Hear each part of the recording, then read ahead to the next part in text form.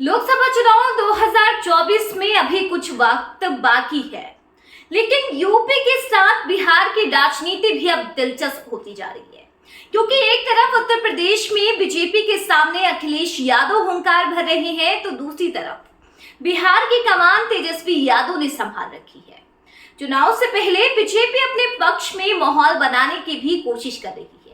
UP में दो लड़कों की जोड़ी बीजेपी के खिलाफ मैदान में उतरी है, तो बिहार में तेजस्वी यादव ने अकेले मोर्चा खोल रखा है। दरअसल बीते दिनों नीतीश कुमार पाला बदलकर एनडीए के साथ आ गए, लेकिन इसके बाद भी बिहार में बीजेपी की राह आसान नहीं है। यूं कहें कि तेजस्वी यादव ने दिल्ली में बैठे बीजेपी आला कमान को नई टेंशन दे दी है। आखिर ये क्या पूरा मामला है, इस पर विस्तार से चर्चा करेंगे। नमस्कार, मैं आपके साथ अंशिका। जब से नीतीश कुमार ने महागठबंधन से नाता तोड़ा है, तब से नेता प्रतिपक्ष तेजस्वी यादव के वो निशाने पर है। तेजस्वी हमेशा नीतीश कुमार पर हमलावर रहते हैं।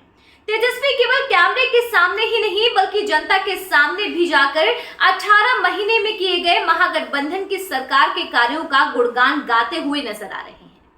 उन्होंने लोकसभा चुनाव से पहले जनता से खुद मुखातिब होने का फैसला लिया और इस वक्त वो 10 दिनों के लिए बिहार में जन विश्वास यात्रा पर निकले हैं, जो बिहार के कुल 38 जिलों में से 33 जिलों को कवर करेगी।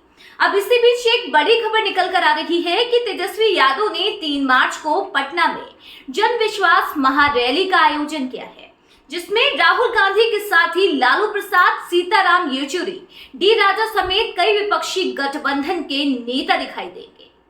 कुल मिलाकर देखा जाए तो बीजेपी और विपक्षी गठबंधन के लिए बिहार फतेह काफी अहम है। ऐसा इसलिए क्योंकि बिहार में लोकसभा की 40 सीटें हैं।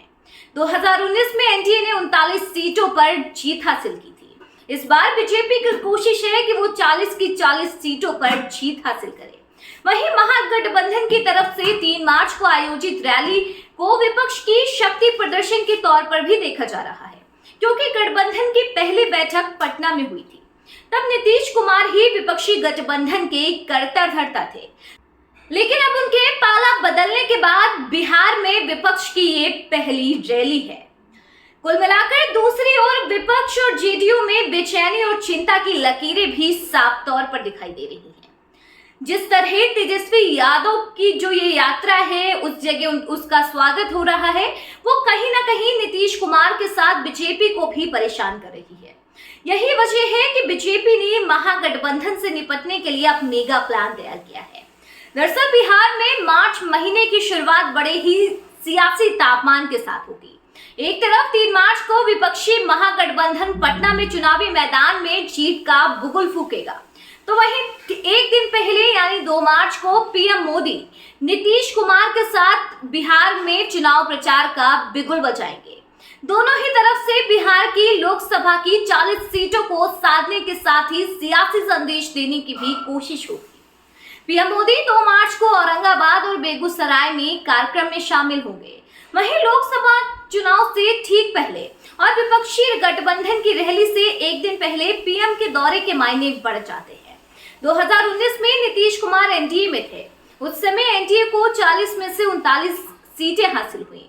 17 बीजेपी और 16 जेडीयू के खाते में गई, जबकि 6 लोजपा को मिली थी और कांग्रेस 1 सीट पर जीत हासिल कर सकी थी, जबकि आरजेडी का खाता नहीं खुला था।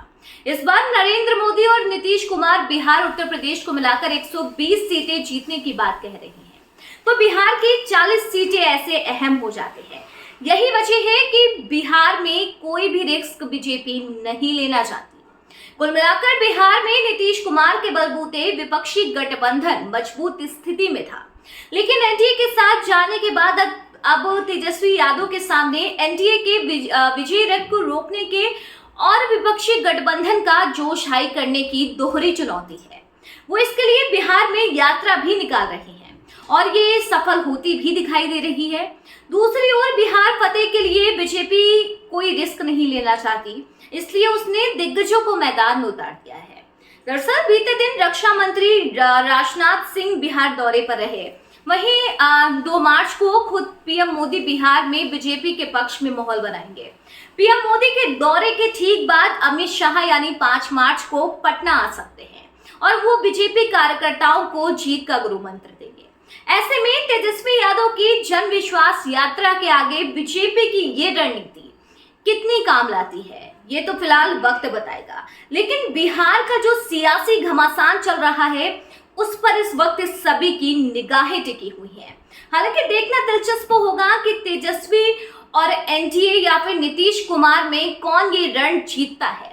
फिलहाल आपको क्या लगता है कि बिहार में लोकसभा चुनाव में कौन बाजी मारेगा, हमें कमेंट सेक्शन में जरूर बताएं।